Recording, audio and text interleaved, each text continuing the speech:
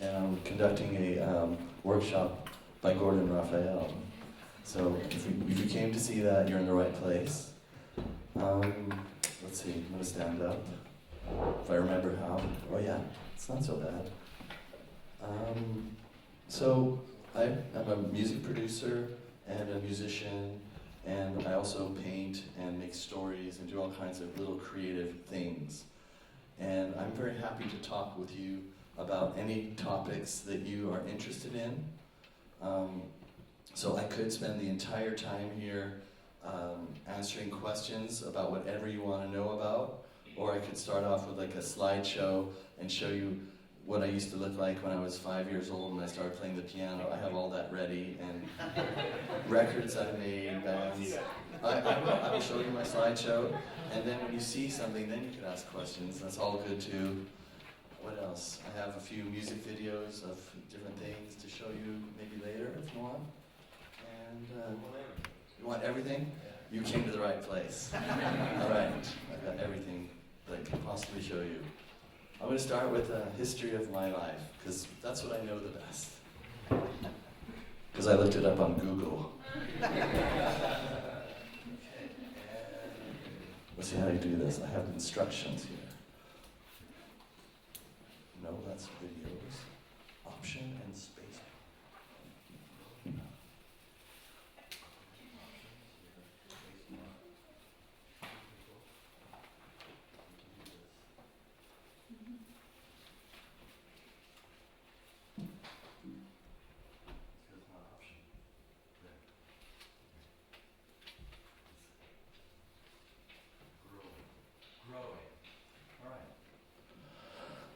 This is my family, my dad, my mom, me, my two grandparents in Brooklyn, New York. My father was a jazz saxophone player, and he was growing up in the time with all the great legends in New York, and apparently he grew up in the Bronx, and he would sneak off from school and sneak into clubs and watch all his heroes. I guess like Dizzy Gillespie and Tito Puente and John Coltrane and all these people, Miles Davis.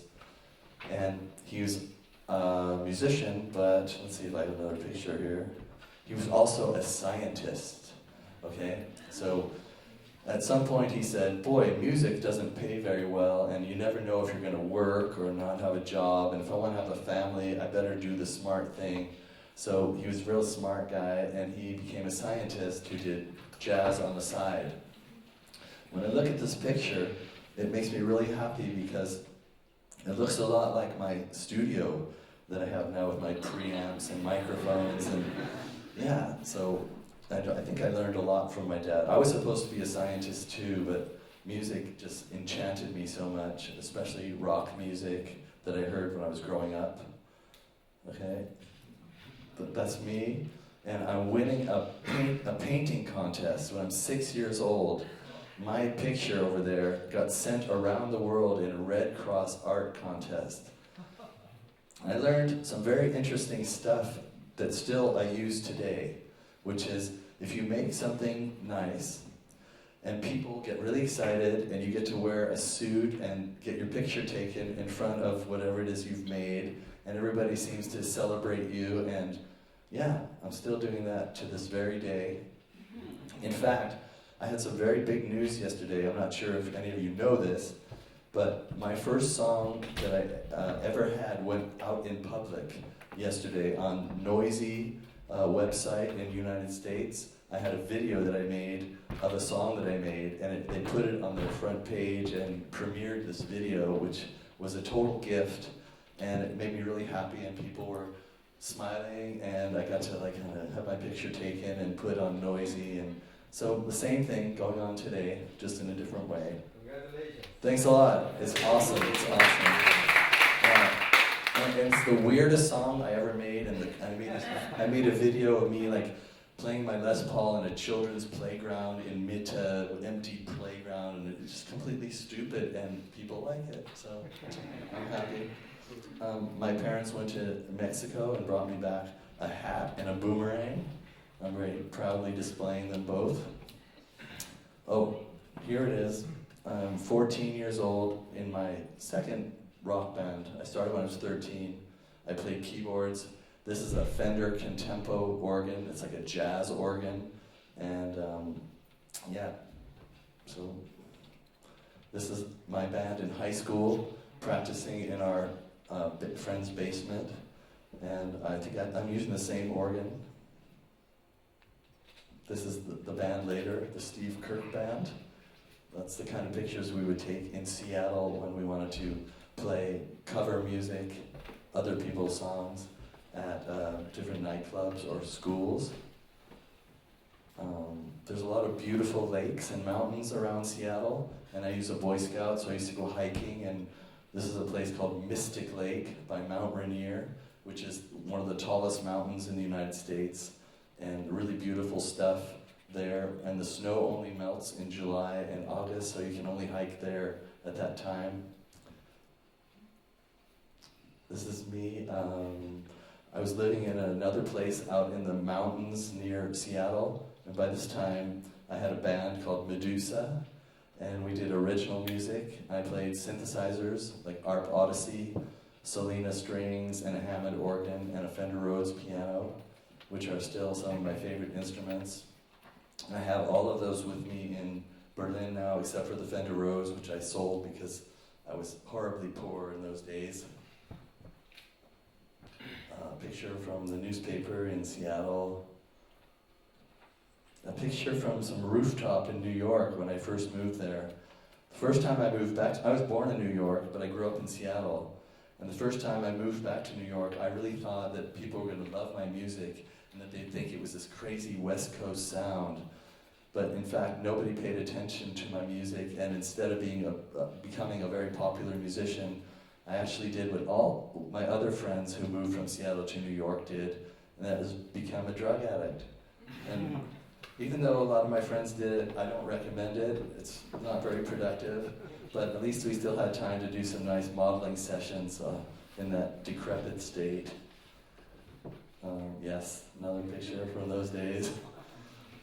This is the 80s, end of the 80s in New York. After treatment, I looked much better. I went back to Seattle and had an intervention, went to a drug rehab program for about a month, and then I moved to Los Angeles. Because in those days, in America, the only two places you could go to get a record deal was New York or Los Angeles. And up till this time, no one from Seattle ever got a recording contract. The last person from Seattle who got a recording contract was Jimi Hendrix, and he had to move all over the United States and finally to England to get something going on. And then right around this time, all the bands in Seattle started getting deals during the grunge era, they called it. And basically, at that time, if you had an electric guitar or long hair, the labels would chase you down the street and ask you if you played in a band. And if you said yes, they'd say, well, can we take you to dinner? We have something we want to talk to you about. And everybody who had a guitar and long hair got a record deal from a major label in those days. It was very different than now. I think, yeah, I had this band, and we had 7 people in the band, and we only did, the first thing we did was like a 4-song EP, and a publishing company gave each person in the band $10,000 for publishing advance just on an EP. That's pretty good. Wish that could still happen.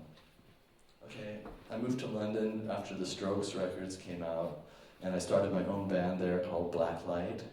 And this time it was really cool because I had my own club night there, and my band played, and it was really funny because during the first sound check where the other band was there, the opening band, CNN Europe came to interview me in the middle of this stupid bar.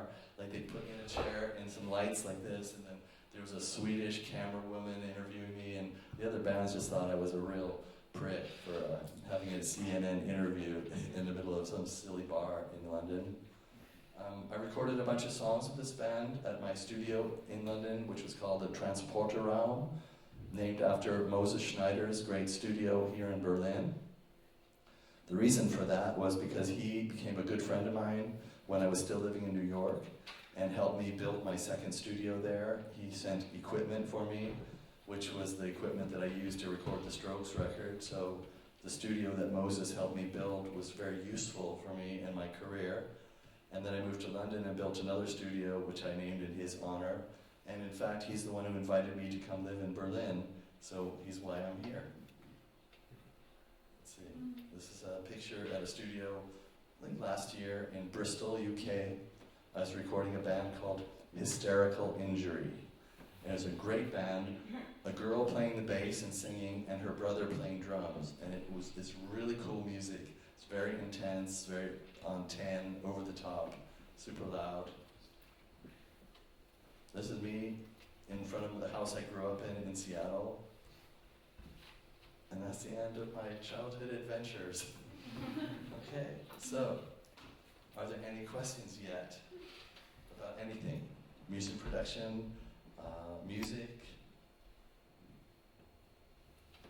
Okay, give him the microphone. You're going to be filmed for posterity. I'll sell you the CD of you talking. Well, I was just wondering, maybe you could just, if we have time, maybe just, I would interesting to hear some of it if you, from that time, Yes. some music if you have some. Okay, yes, I will play something from that time. Let's see.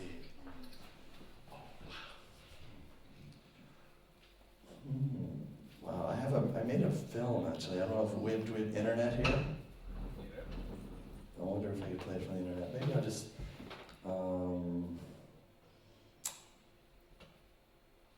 I'll play you something from New York. Let me find it.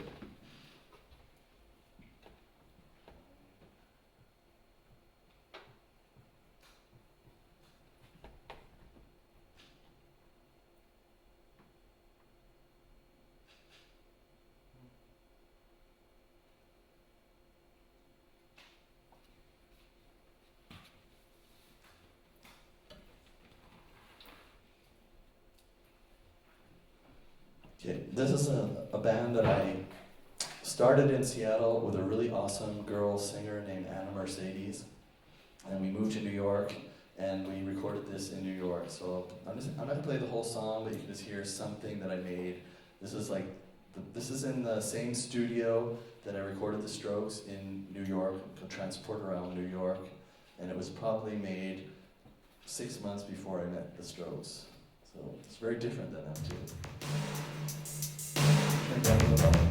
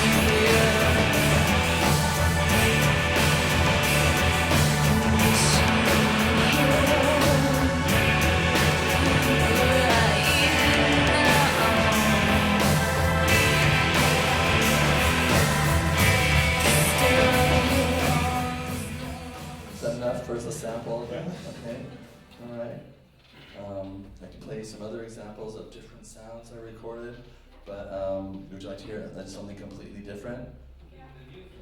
The new thing? The thing that went up noisy? Okay, I don't have that here, but I made this video for Noisy that Noisy premiered. I didn't know they were going to do it, but I made 3 teaser videos to lead up to it, and I'll play you the first. I brought the first teaser video, which I'm quite pleased about too. Let me find it.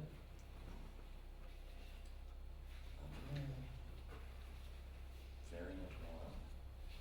So the song I released on Noisy yesterday was like this song. This is like a weird short remix of that song. So I took out a lot of stuff.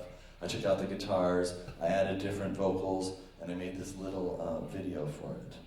So let's see how you do this. You open that, put pause, thank you, full screen. We can do this, people.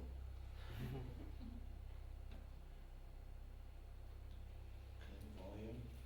So the song that I released yesterday is called Substitute Music, which is actually one of the first songs I ever wrote in my whole life. It was the first song. I tried to record songs and write songs for many years when I was a teenager, and finally one day I finished one thing. It's like, it's done! And it was Substitute Music.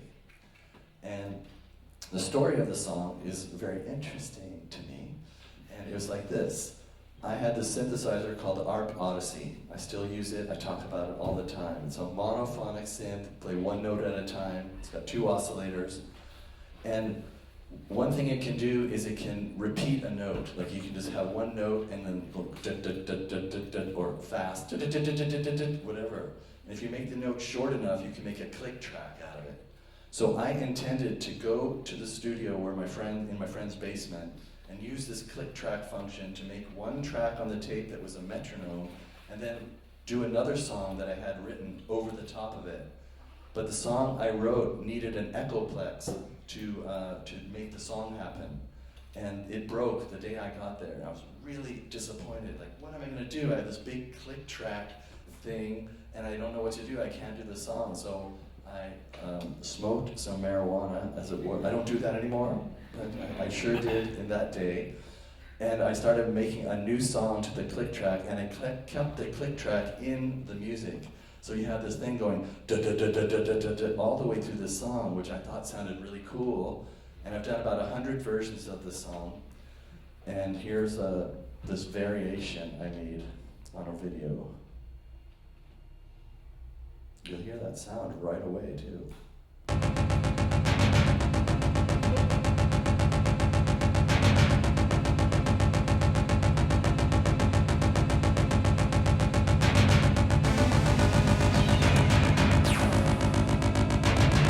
Residential man on pins. Mannequin mannerisms. Substitute music.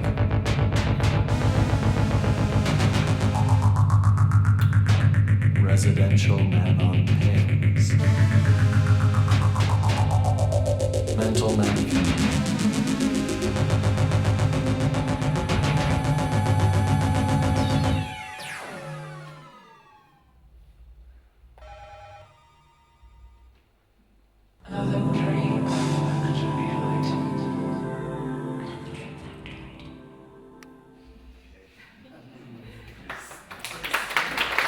Pretty serious stuff, right?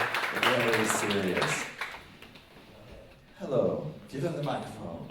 Pass the mic. Hello. I would be interested in the Strokes story, and maybe also if you could open that folder, Stroke song sessions. That would be appreciated. Yeah. Are you an engineer? Have you ever? I witnessed engineers, but I'm not one myself. Okay, because those folders have some really interesting stuff. It's interesting in general, historically, but for engineers, it's really interesting. Because like when I first met the Strokes, they came to my studio and I only had 8 microphones. So the first record I did with the Strokes only had 8 microphones. And in those days, we were doing Prodigy and 9 Inch Nails and whatever else was going on with 64 microphones, you know. And so here's a sound with 8 microphones. When I did the record, the album, I borrowed another converter and we used 11. We stretched out and we did like 9 or 11 microphones. So it looks really cool because there's only a few little rows of audio. I'll show you. What kind of story would you like? A technical, personal, funny? All of them, like all of how them. I came across them and how you recorded them. That's a good story, how I came across them. So my studio was in an awesome location that I would never be able to afford now, of course, but in those days it wasn't so hard to have a studio in the East Village of New York's Manhattan. And right down the street from me, maybe a 5-minute walk, was a little street called Ludlow Street. And on Ludlow Street were many, many, many bars And lots of them had live music, and one bar in particular called Luna Lounge had free concerts every night of the week where 5 bands played from 8 at night until 2 in the morning. 5 bands would play. So you could walk in there, pay for a beer, and see whatever. You don't know what you're going to see, just the weird things. So I had my band, with the first song I played you, my band was called Absinthe. And I wanted to get good shows in New York, so I met a promoter named Carrie Black, a young lady with dyed black hair, and she was into goth music. And she said, come to the Luna Lounge tonight, which I usually went to anyway, but she said, come to the Luna Lounge, I have a night that I'm presenting, and there's a band there that might need a producer. So, okay, I'll go check out her work, and maybe she can book my band, and maybe I'll get a job for myself in my studio. And I went to Luna Lounge, it must have been, say,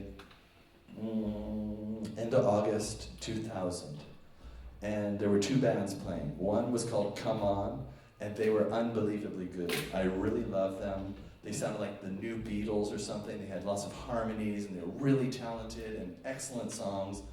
And I really got excited about them, and I went to them and I said, here's my card, come to my studio, it's 1 block away, and I'll make a great demo for you guys. They never came.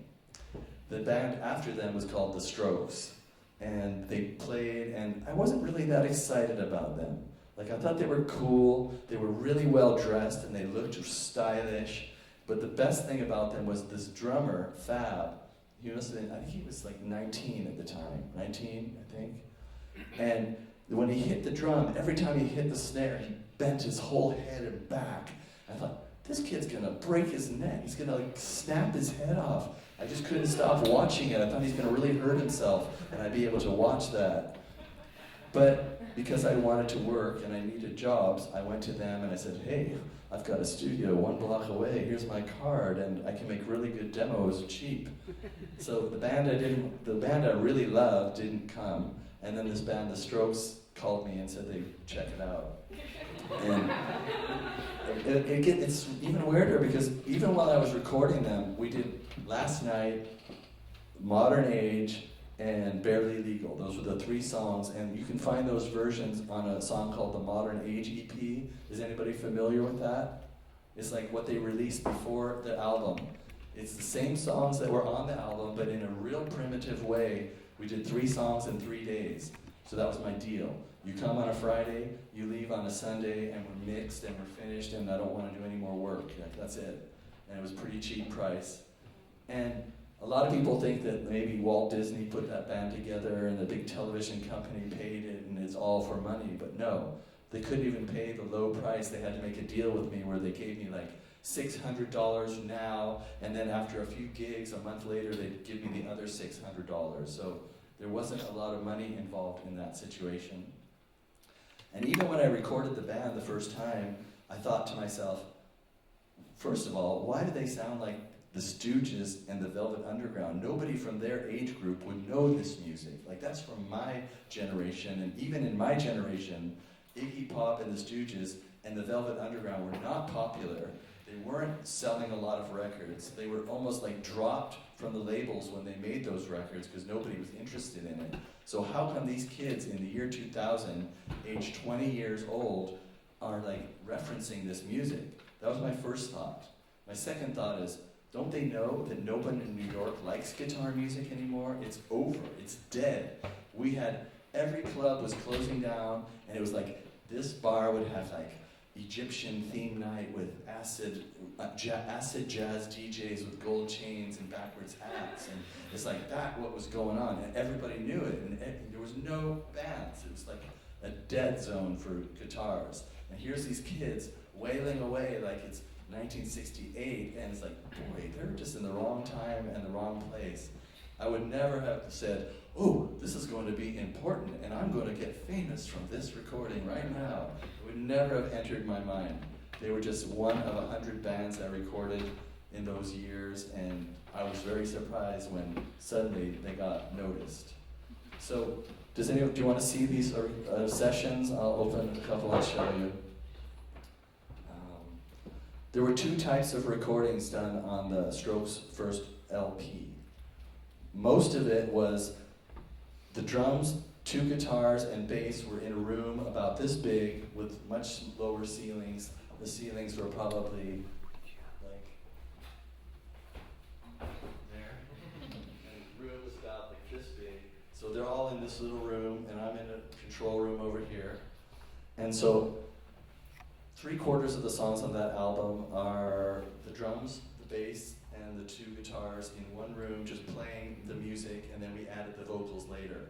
But I had 9 microphones, just some on the drums, 3 or 4 on the drums, 3, 1 on the guitars, 1 in the middle of the room, collecting the sounds, dancing in the air together. That's what that microphone captured. And what else? Yeah, I'll show you. So, and then there was another kind of song, like hard to explain, soma, that sounds like a drum machine. It's very weird and processed and not sounding like a band at all.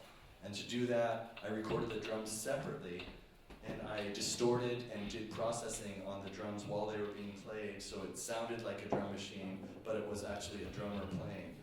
Because Julian wrote those songs using a drum machine, and he wanted to use a drum machine, but he didn't want to offend the drummer by saying, like, it's our first album, and you're not on 3 songs. He didn't want to do that. So he said, what can I do? And because I had been working in the field of industrial music, I knew all about drum machines, and I know how to process drums to sound like that. So I'll show you one of each.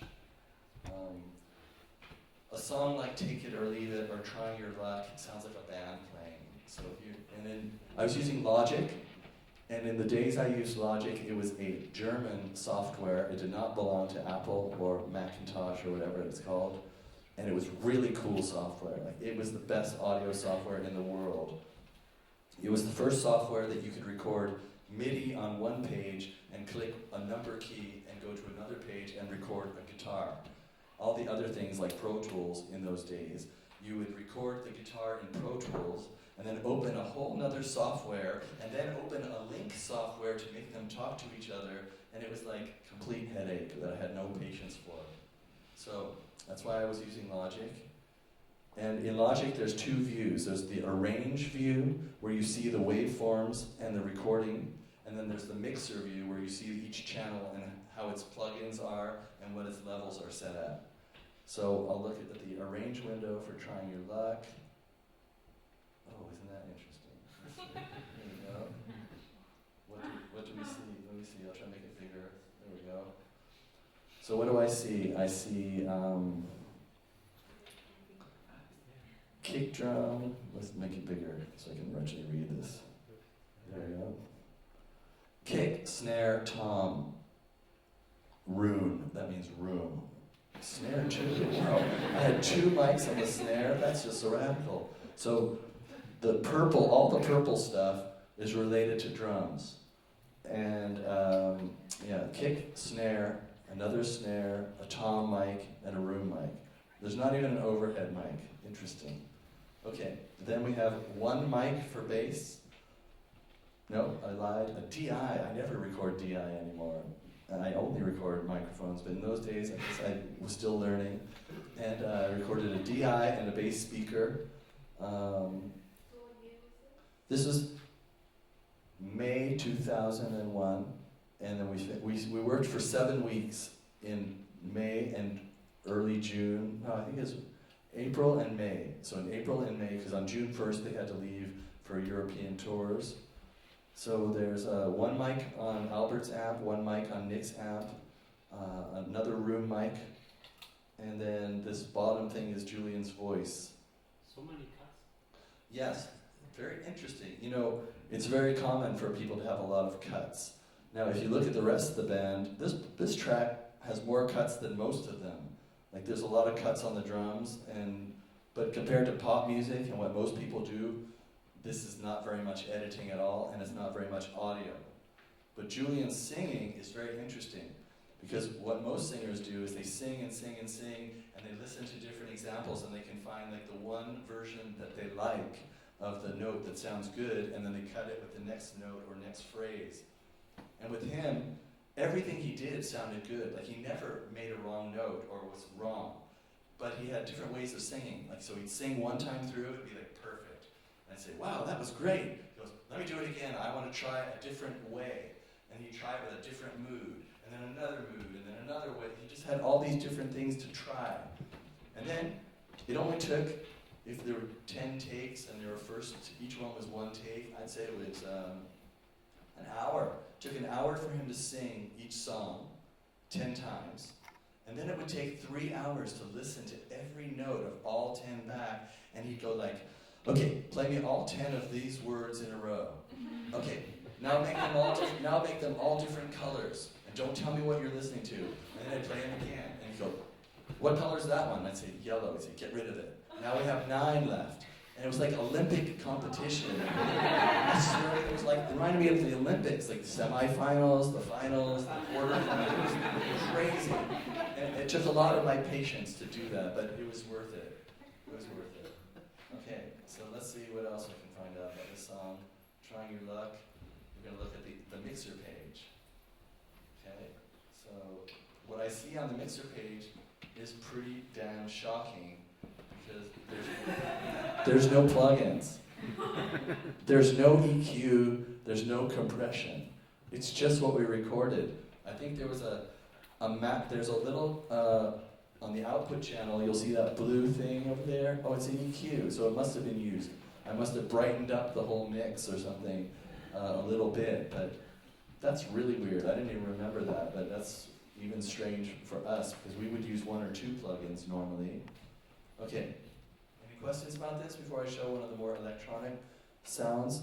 I Can you give her the microphone? I can project. Okay. I just wanted to ask your opinion about Logic versus Ableton. Okay. So you're obviously using Logic, but most people or producers that I have or recording people that I've come in contact with all use Ableton. And Right. so for me, that's about to go into my own production, I've been told that Logic is aesthetically more pleasing, but I feel like maybe I should go with Ableton because that's what everyone else uses. There's a huge difference. I'm not an Ableton user, but I know enough about Ableton to be able to talk about it in this context. In those days, there weren't many choices. There was Cubase, Logic, and Pro Tools. And for us recording live music, like bands, we were using Logic software, but it was tied into Pro Tools hardware. Logic didn't make converters, and they didn't make super plugins. So we were using combination, hybrid system. Now, the big difference that you should be thinking about when you're deciding about Ableton or Logic is Logic is from the old-fashioned way of recording, where I've written a song. My song is intro, verse, pre-chorus, chorus, little guitar solo. It's all little sections of music in the traditional songwriting sense. Nowadays, a lot of people are composing music that's like, we call that linear, like first part A, then part B. Ableton allows you to make scenes, like this section, this section, this section, and then when you want to, you can just be sitting there listening to your music and go like, intro, guitar solo, chord. You can jump around in real time and make music that's more fluid and isn't linear.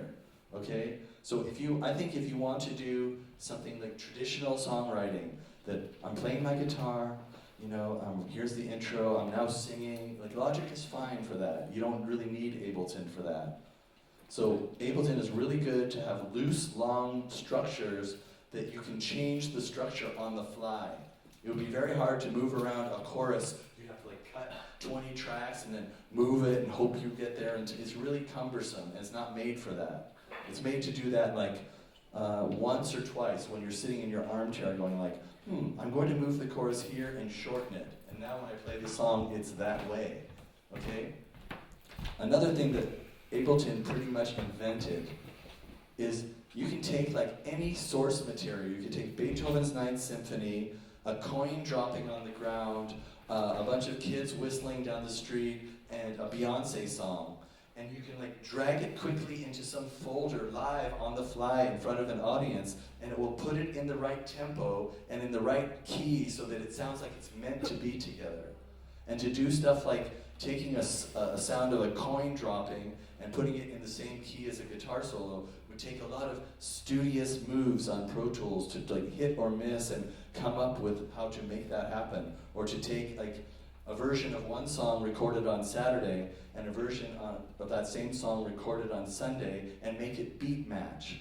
Ableton is really invented for beat matching and stretching tempos and boosting things in the key. So on one level, you don't have to know as much about music in the old traditional sense. Like you don't have to know when something's perfectly in tune, or when a chord sounds good after another chord, or how to make Ableton is more friendly to people that aren't studied about things like keys, notes, pitch, tempo. You can make kind of music even if you don't know much about music, because the software is that friendly and easy. I think that's all I really know about it. Cool. Thank you. Which one do you think fits your music style? Definitely Ableton. There you go. Yeah. Yeah, Berlin is Ableton or Native Instruments town, right? What's it? The Machine? Is that called the Machine? Machine, yeah. Definitely Berlin is, but also Germany invented Logic, so it's always been way into the game when it comes to music software. Okay, yes? I have a question regarding the songs recording. Did you record on tape? Or did No, I had a G4 Mac computer mainframe. I had Pro Tools cards called Mix Plus inside that did all the recording and processing, and I had a Pro Tools 888 converter, which was what was in fashion in those days. And it was like 24-bit 44.1, or maybe even 16-bit 44.1. I don't remember, but nothing fancy. I have a question like concerning all the software stuff. I mean, Yes.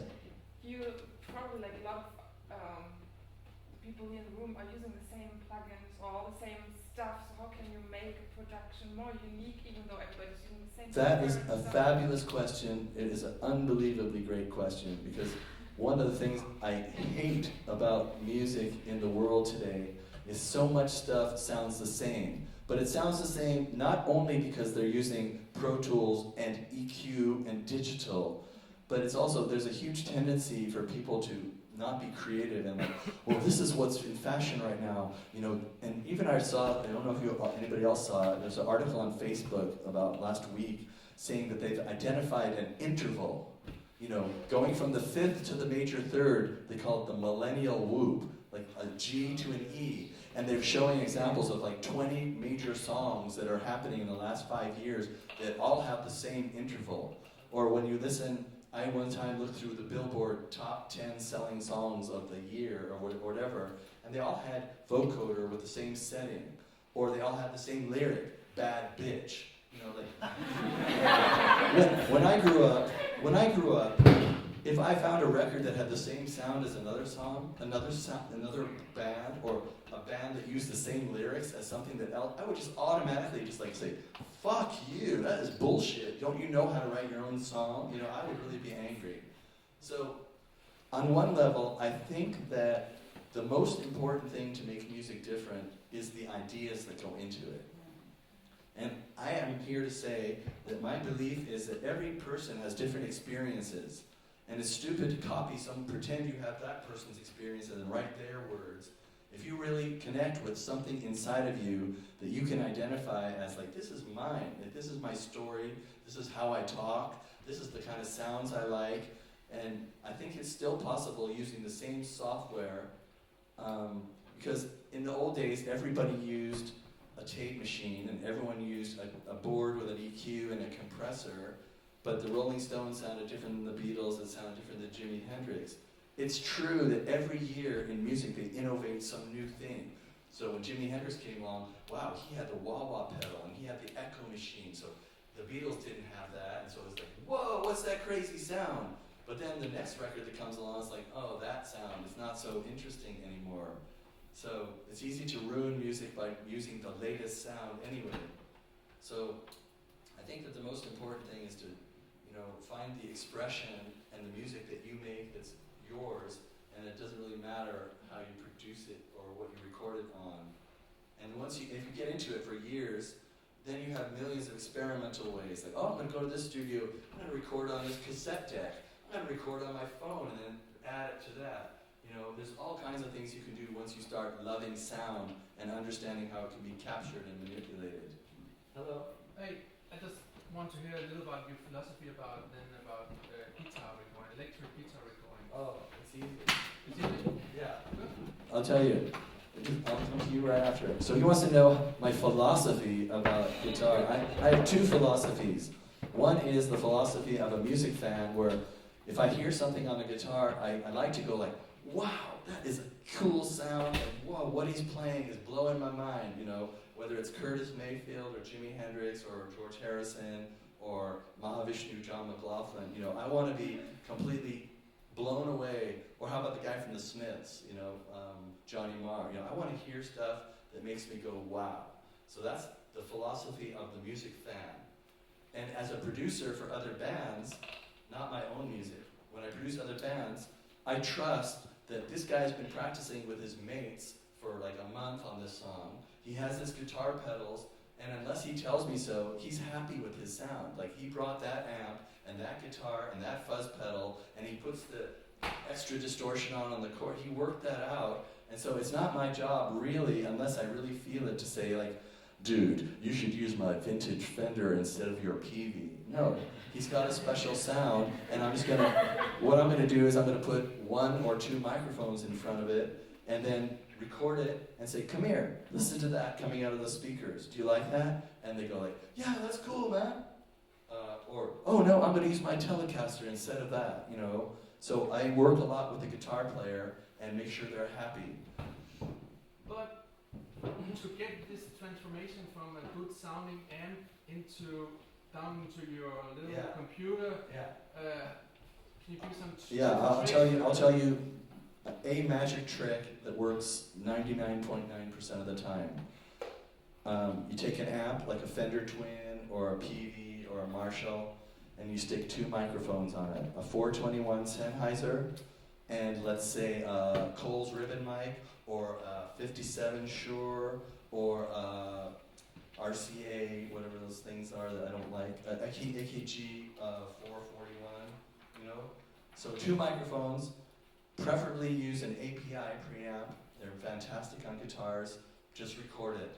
And then maybe if there's 2 different guitar players, put one in one speaker, one in the other speaker. And if it's one guitar player, pan that guitar sound out, experiment, put 1 microphone on the left and 1 microphone 3/4 of the way, and you'll find magic there. It's very, very easy. I mean, where would you put the microphones? I would put them really close to the speaker, like really close to the speaker.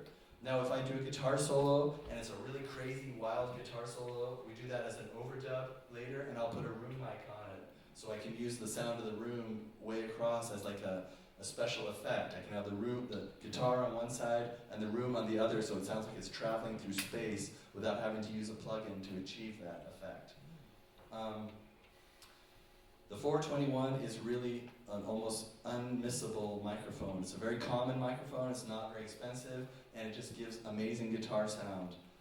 Another thing is that you can actually spend time moving the mic around a speaker and find the sweet spot. I think I've done that 1 time in my whole life, and it really works. You can really find a spot on the speaker that sounds better, but most of the time I don't really care to go that extreme. And that goes for distorted guitars and clean guitars? Yeah, I mean, with a distorted loud guitar, or if it's going to be clean and distorted, you have to make sure that when he hits the fuzz pedal, it doesn't like clip, and you have to find the happy medium of where to put the preamp so they both work.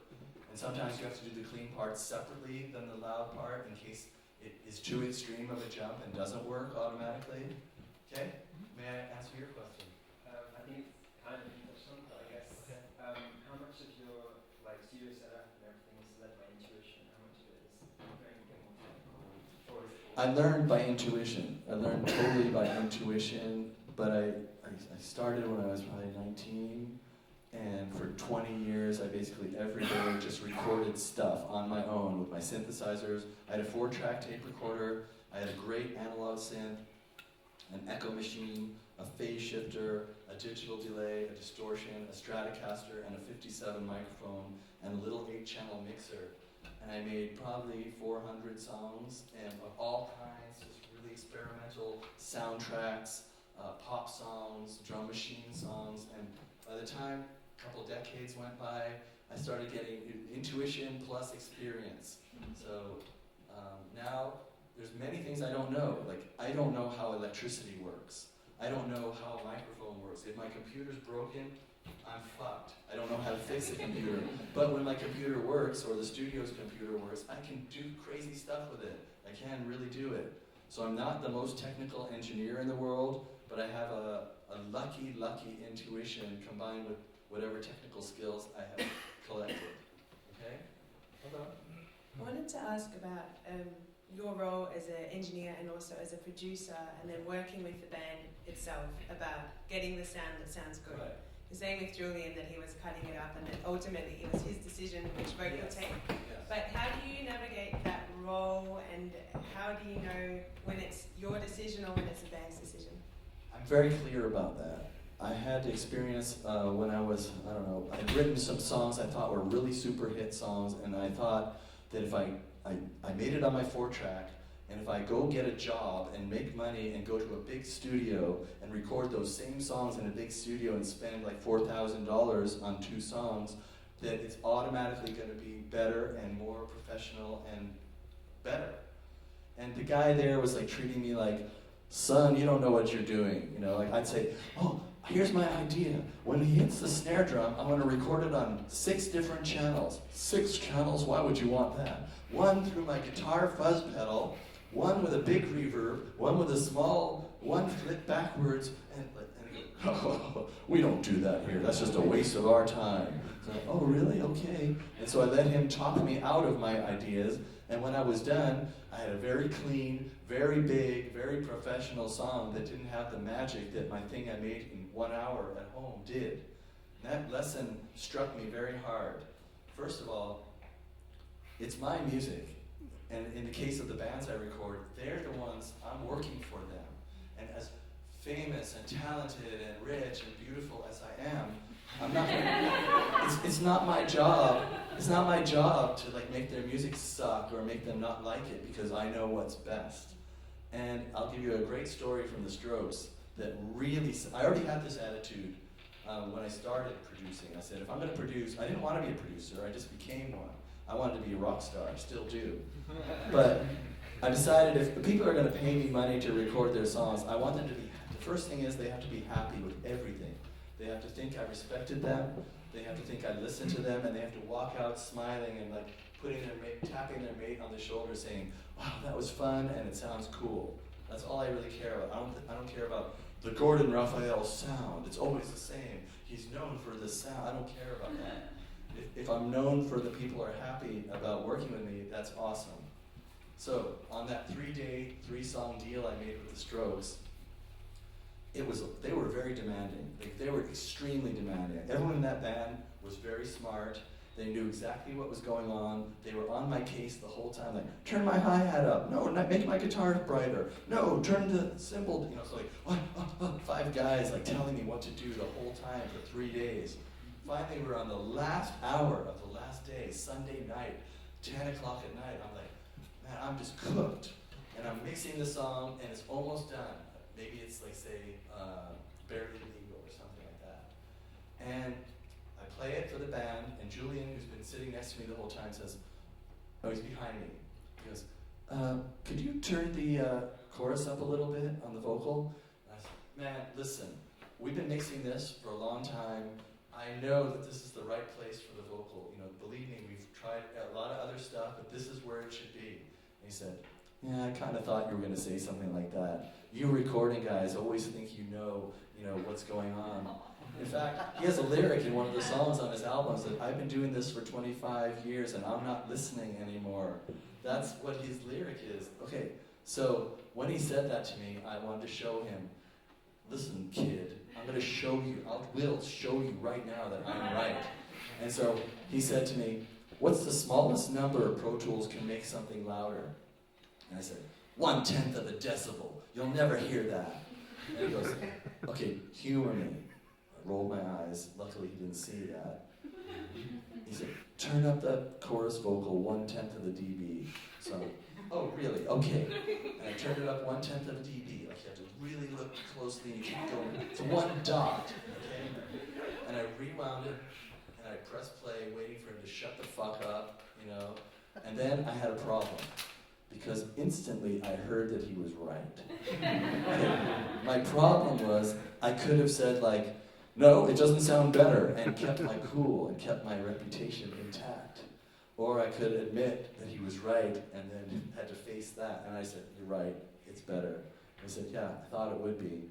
And from that point on, I never ever said something to him like, or anybody, you know, if somebody said, I want to try this guitar solo, but I want to put rubber bands on the strings and hit it with a pencil. I don't go like, no, that's not a very good idea. I already know it's not going to sound cool. I go like, okay, that's going to take 5 minutes to set up. It's going to take him 1 minute to do it, and then he'll tell me if it's awesome or if it sucks. And his mates in his band will also say like, dude, that's the killer sound. Or they'll say, that's such a stupid idea, erase it. You know, it's very nice working with people, especially nowadays. I would say that if you recorded an album in like 1979, the label would be paying $1 million for studio time and a producer. It would take 1 year to produce that album, and most days the guitar player wouldn't even show up, and the rest of the band are drinking Jack Daniels and they're throwing up on the floor. And the engineer could be doing anything, and there's nobody paying attention. They don't know. They didn't even write any songs before they came to the session. That was 1979. Now it's like these guys, the people I work with, are kids. They're musicians. They're not labels. I don't work for labels or even famous bands. And they've like saved up all their money for 5 days in the studio with me that they want to make 10 songs or 5 songs. And each guy in the band is like paying attention like an eagle, looking at each other like, is it cool? Is it cool? Is it you know, like, and they're all saying, they're all really involved, so that's really helpful to me. And that's how I do it. You know, sometimes I'll say something like, hey, in the middle of that guitar solo, how about if I take my synthesizer here and make a bunch of aliens land in the middle of it? And they'll go like, I don't know, give it a try. And I go like, and they go like, wow, that's really cool, keep it. Or they say, no, we're not an alien landing in the solo kind of band. And I don't try to fight them. I don't try to say like, yeah, really, it's much cooler now. I just say, okay, cool, I offered my idea. And to be honest, probably 90% of the ideas I offer, whether it's a new vocal harmony or a different bass line, people like. You know, I only do it if I really think it, and I do it after they've done their ideas. I might suggest something. And let's see, one other thing I will say to finish this topic, because I just thought of something funny. It's often the case that I'll record, not often, sometimes it happens that I record a guitar solo on a Tuesday, and we work on like a bunch of guitar solos, and I edit something together, and it's really fabulous. Like, it's unbelievable guitar solo. I love it. And then like 2 days later, the guitar player comes and he goes, you know, I don't like that guitar solo. And I go, oh no, oh, it's so cool. He goes, I think I want to do it again, a different way. And I go, okay, whatever. I think it's their music. And I set it up, and he does a new guitar solo, and in my heart, I don't like it. I just don't like it. That other one was so cool. And then I actually act like a little teenager. I go like, I try to like do emotional stuff. I go, oh no, that other one was so cool. You've ruined the best bit of this song. You know, I actually do that sometimes. I just revert to this person, and sometimes they say, fuck you, Gordon, we're using the new one. Or they say, you really think so? And I say, yeah, and then they keep it my way. Like there's some sounds on the Strokes album where they're like talking or sniffing or like weird sounds that they wouldn't want in the song. But I would keep it in the whole time, hoping they would forget it's there. I thought it sounds cool. And then on the last day at the mastering, Julie would be like, Gordon, you're not going to keep that sniffing sound. Why'd you cut that? And I go, no, it's really cool, believe me. Really? You think it's cool? And it's in there, you know, so sometimes it works. Okay. Other questions or other part of the show? Hello. One small technical question. You told us you're recording or used to record in 44.1, 16-bit, right. Yeah, and nowadays, what are you doing? I'm using 8824 these days. In the old days, I had a philosophy. I read an interview, I found an old interview where I'm talking to Tape Op magazine, and I'm standing on a platform for 44.116. I'm saying like, why would you want it that you've listened to this music, like let's say if you recorded 4824, all week long, you're listening listening to this great sound, and then at the end, before they take it home, or when it comes out on the CD, it has to go down to 16-bit 44, and it loses something. Maybe it loses something. So I said, like, why would you want to be disappointed at the last day of a recording session? Now, I record on 88 if I want to, because people aren't just making CDs and MP3s. Sometimes vinyl is now being made. Or what about for the future, if there's suddenly an HD medium, you can have a better sounding thing. And the big one is information and space is much easier to handle now financially. And if you did a bunch of 88.2 stuff on an old Pro Tools system, you know, you press play and the little wheel would spin and it would, okay, I'm recording. Now it's like you need 50 tracks of 88 and you go, it's like no problem. You back it up in a hard drive, it's like, done. In the old days, it would take like a half an hour to back up one song onto a separate hard drive. You'd be sitting there at 11 at night, cooked, waiting for the last transfer. So I have no problem with 88, 24. I understand Pro Tools can do 32-bit now, and I've certainly never tried that. Have you? Yeah. No. I used Pro Tools, which I could have, in past years, I would have stood up and said, like, Pro Tools is the shit, man. But I have had such bad problems with the new Pro Tools. I bought the most expensive Pro Tools system money can buy, and the most expensive Mac I could buy. And I thought, I'm gonna have the coolest Pro Tools rig in fucking Europe. Nobody's running, because they're smarter than I was. The new Mac computers and the new Pro Tools systems just do not work nicely together at all. I've had mine for like a year and a half, and for the first year, it's like when the music's playing, the graphic was a measure and a half behind it. So if you wanted to edit one bad snare drum, it would take 5 minutes to find it because the music was here, and the cursor's like crazy stuff. And when they came out with Pro Tools 12 and El Capitan, you'd install El Capitan, you'd install Pro Tools 12, and suddenly you couldn't turn off your computer. You had to unplug the power every time. Well, there's a little bug. We'll wait till the next version. It's been like, if I had a guy from Avid, I would have him in a chair probably tied up right now. Like, listen, dude, you have cost me a lot of money and a lot of headache. And all the other systems I had from, say, 2001 till 2013 or something like that. You'd start a Pro Tools system, and 6 years later, it would be still fine. No crashes, always solid. You could work it around the clock. It was just like powerful. It was awesome. There's still things about the software that I like for recording bands. As I said, when you have like 19 microphones at a time, and you want to quickly have the band do take after take, Pro Tools is really shining when it works properly for this kind of thing. And that's why I use it. And also, Pro Tools makes their own hardware. So that means that there's no latency and you don't have to open a behind the scenes like Motu software and like adjust levels in another software. It's just like what you see and what comes in is coming in and stays there. Does that make any sense?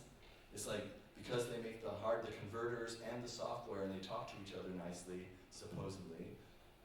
It's really good for latency, and everything I do is for saving the band's time. I just want things to work.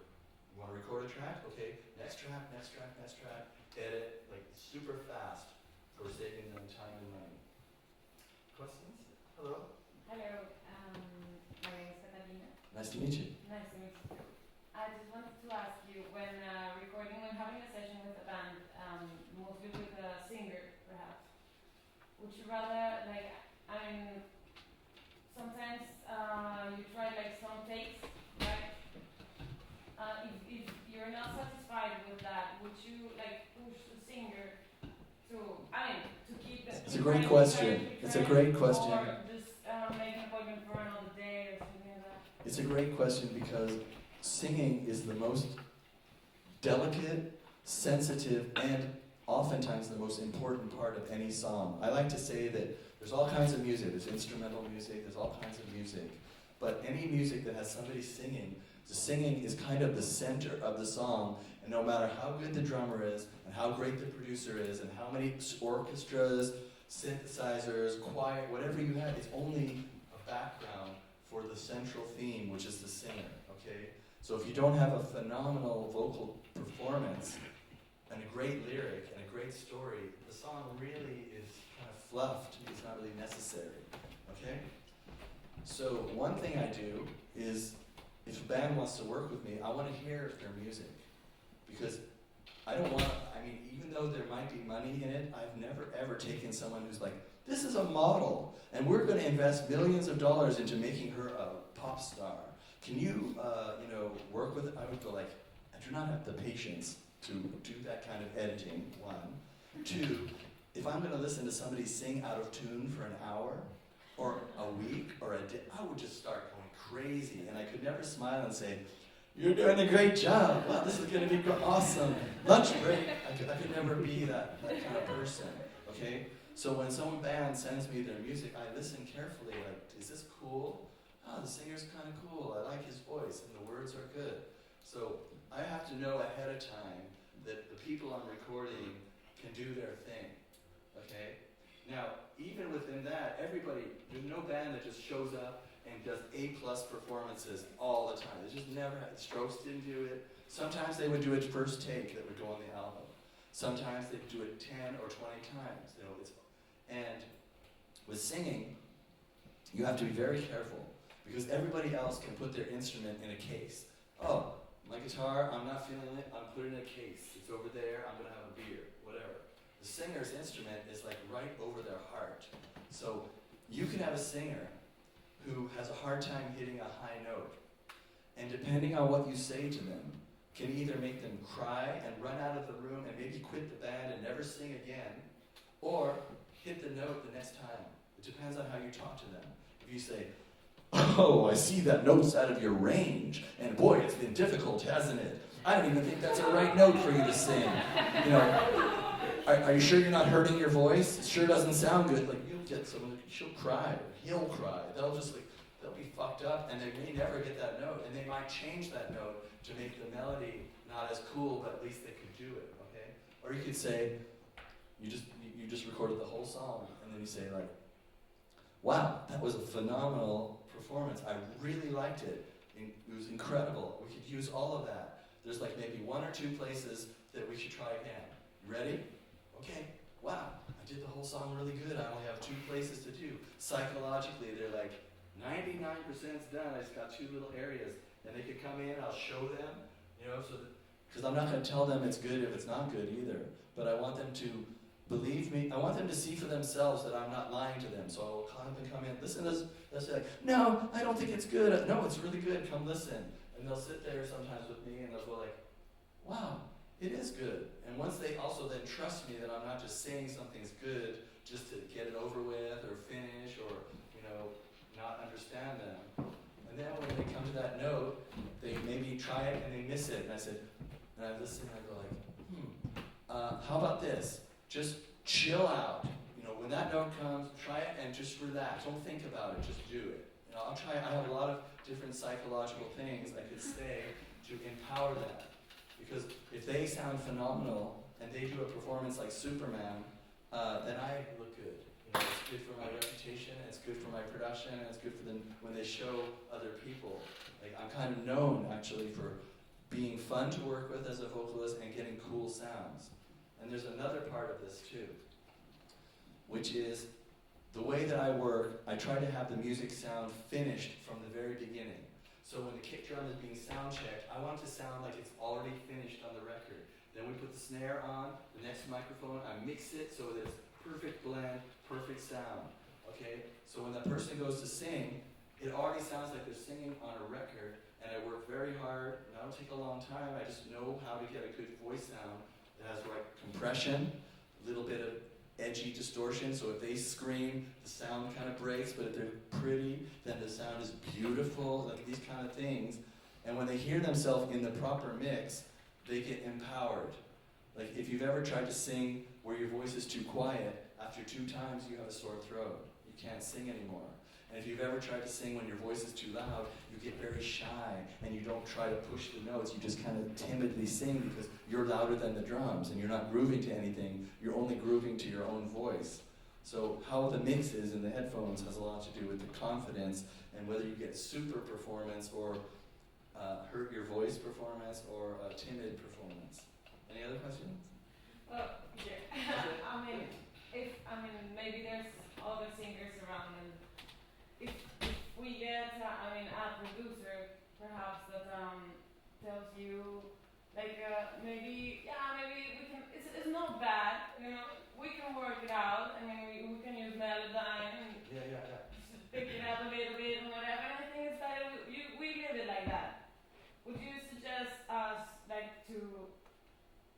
what to say back to that? You know, you have to. fight for our rights. Like doing this kind of stuff, working with a group and working with a producer is no different than any other human relationship you have. Okay? It's a very intimate relationship. It's not as casual as most public relationships. This is a group of people in your band that are sharing your dream and that you're working hard with. You have an emotional bond, and this producer hopefully is like helping you and being a savior. He's like being your man, your woman. He's being something very special. So it's like someone said, "Don't worry, I can melodyne that note into place." If you go like, "Yes, please do," and you listen to the melodyne back and you go like, "Thank you very much, it's beautiful," then it's fine. But if you go like, "I know I can sing that note, so let me wait and come back tomorrow. I don't want to melodyne it," they should say, "Okay, that's cool." And like sometimes I'll record a vocal, and by 2 days later, the singer goes, "You know, when I say the word go on the third verse, it kind of sucks, but the one on the first verse is perfect. Can you just move that over there?" And I go like, and I go, "You like that?" And they go, "Yeah, thanks a lot." So everything depends on the musicians first. Like, I don't work with labels and, make people millions of dollars or something, but maybe, if the band is like looking at the label going like, "Oh, Bill, what should I do? How do you want this to be? Because we're working for you." But if it's you, the one making the music, and it's your project, then you have to be in total control and only work with people who are supporting you and listening to you. It's just it's suicidal in a relationship, a friendship, or a producer thing to work with somebody that humiliates you, tells you to do something you don't want to do, forces you, be heavy-handed. It's not fine. It's not fine. So if the band is happy and they like what's going on, that's a good sign of somebody that's a creative producer. Right. Okay? Hello? Yeah, hi. You just mentioned you have also recorded drums with 3 or 4 microphones. Yes. I mean that's obviously possible, but I mean, what would be a generic mic placement for a drum kit For the small microphones or the big the small number of mics or the big number of mics? Small number of mics. Okay, yeah. I just did it last week in Copenhagen and had amazing results. And I mean, it's obvious that the sound that you want also is important. How many mics you use. Yeah. But I mean, what is a good? Some people, it's very important to use samples from Bob Clearmountain of the perfect snare sound and have it triggered every time their drummer hits. That could be important for many people. It's not important for me. Again, what I'm important is that the drummer who plays the music listens to my sound and goes, "Fuck yeah, that is the sound I wanted." Whether it's a modern sound, an electronic sound, or a vintage sound, it has to be they're smiling, okay? So in the case last week, they wanted a 60s production, like a Marvin Gaye, early Rolling Stones, the Kinks. And they actually knew more about engineering that than I had. They worked in other studios, and the one guy was an engineer. And so we used an antique D12, like an old D12 on the kick drum. We used an RCA ribbon mic, a big fat old vintage mic, over, like in the middle of the cymbals, like as one overhead. We had a 57 on the snare, and at the last minute, I decided to put a good microphone, like a ribbon microphone actually, at Coles, near the tom-tom, like kind of facing the top of the tom-tom, just so we get a little bit of extra impact, which I thought it needed. They kind of liked it without it, but I said we should use it, and I turned out to be right in that case. And it was like a 4-piece drum kit setup? It was He had one cymbal, which was mostly used as a crash, but sometimes as a ride.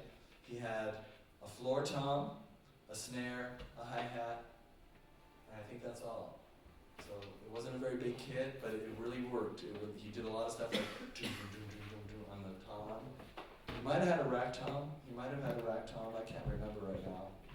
But the overhead was in the middle, so it really got all that stuff in the middle of the kit. And then we had a room mic also that was very useful. So it was in the middle of the room, kind of low, and a little bit compressed and distorted, used very quietly in the mix, but it gave a lot of dimension. Okay? Okay, sorry, I have to interrupt you because we are running out of time. Really? Can we get a renewal? I'm very sorry. Is it okay? Yeah, it's okay. Okay. Should we have one more question or no more questions? Yeah, you can give one. Okay, the last. Okay, last question. And thank you all for your questions, and it's been really nice chatting with you, I'm going to say. Thank you. And one last burning desire? Oh, hello. Hello. I basically worked in different places in the world, in Peru, South Africa, here in the US. So I was wondering if you can tell us a little bit about what's... I've worked in South Africa and Peru and US and here too. Yeah, what are the differences of to be honest with you, I don't find any differences other than the language. People want a kick drum sound that they smile about. I mean, maybe in Berlin there's more people doing electronic music, but there's also people playing bands. There's all kinds of music in every city, and it's more the same than different. In the stories that people are telling and in the language they sing in, there's a little flavor from the area they grew up in. There's definitely a flavor, and it's like a spirit in the music. The people in Argentina make a special kind of sound in the melody, but they all want that kick drum sound with the same mic. You know, when you show them that, they get a big smile on their face. It's not like they want one kind of mic. It's really I would say it's very similar, and happily the spirit of the culture is inside the songs, and that's what makes it fun and different. It's more that than anything technical. Okay? All right. Thank you, everybody.